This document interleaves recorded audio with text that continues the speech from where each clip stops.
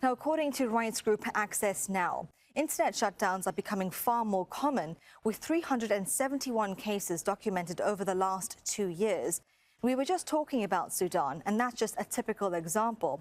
As demonstrations over the price of bread became anti-government protests, President Omar al-Bashir blocked access to social media platforms like Twitter, WhatsApp and Facebook that were being used by organizers.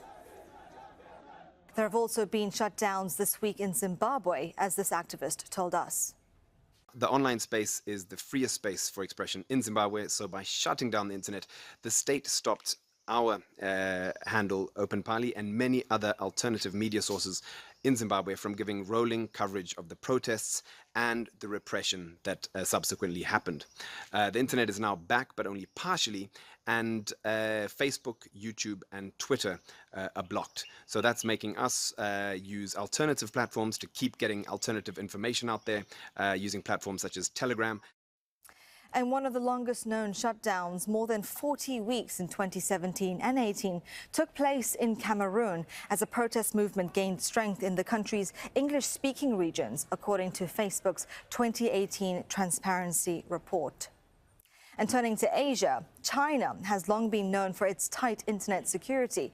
Freedom House says Beijing was the worst abuser of internet freedom in 2018. And the Chinese model of censorship and surveillance seems to be expanding to other parts of the world.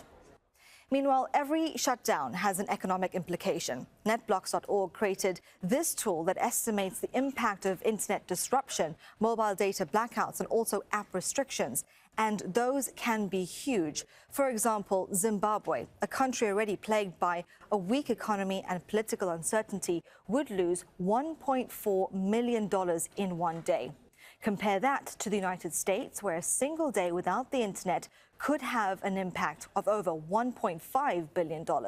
And then there's Cuba. It has virtually no broadband internet access and only a limited mobile network, so the impact there is zero.